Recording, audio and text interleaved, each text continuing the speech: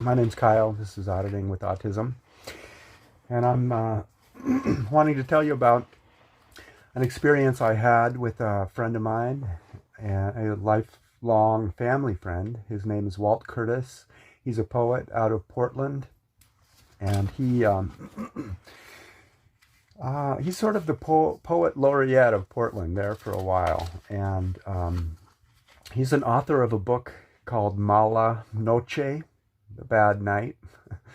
He had a bad night in Portland one night, and it's a beautiful love story, and he wrote a book about it. I think it came out in the early 80s, maybe the late 70s, Mala Noche. But anyway, he was a prolific poet. He was on the radio every, I think it was Tuesday night, on KBOO for poetry night, a local radio station in Portland, KBOO. And so when I had the Daily Planet coffee shop, we had that coffee shop for a number of years. And being a family friend, I rung up Walt Curtis and asked him if he would help me organize a poetry reading, a poetry slam at the coffee shop. And he did. He was so generous and nice guy. So he would drive his 1965 Valiant and park it right in front of the coffee shop and open the trunk, and in the back there would be a couple hundred books, because the way he would make money is he would travel to thrift stores looking for books, and knowing what good books were, he was an expert book selector.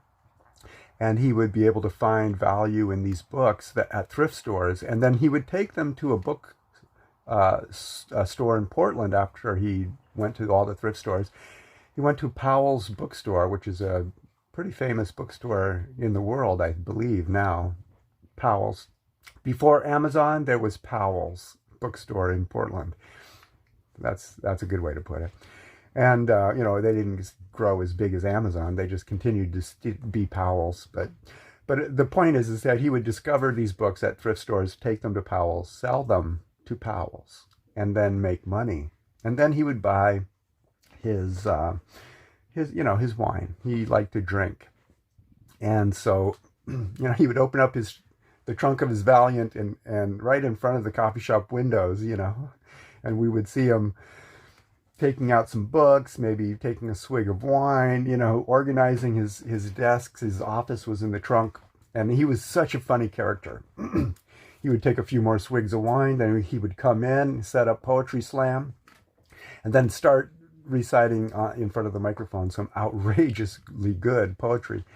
And after a while, other people would come. We would get people from Willamette University to come to our poetry night. It amazed me who would be good at poetry.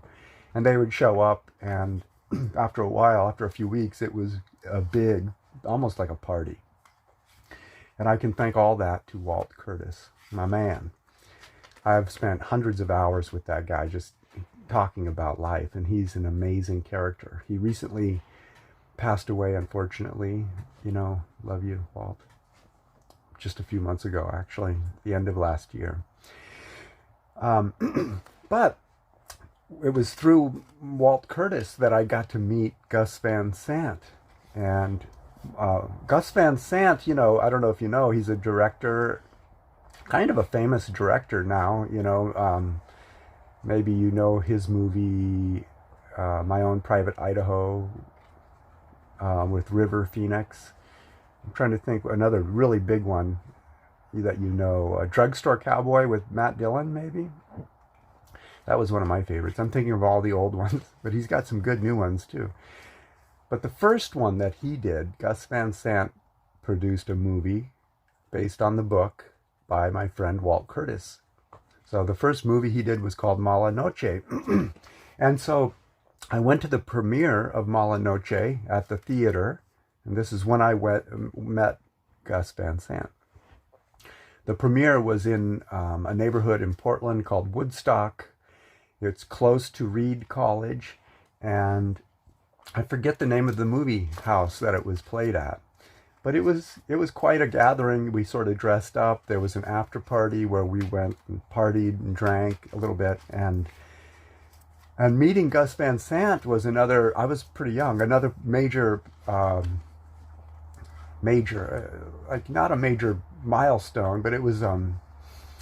What I'm trying to say is his personality was so unique and different from anything I'd experienced that it was a major learning moment, as the best way I can put it. It was like a milestone in the sense that I had never experienced that kind of a personality before.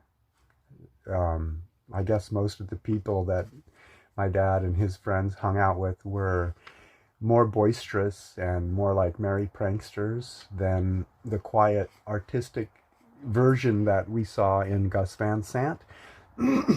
That's how I'm going to try to just explain it. And so I was really interested and curious in this artist, Gus Van Sant. Became a huge fan of his work. And if you don't know Gus Van Sant's work, go check it out because it's really good, you know. And so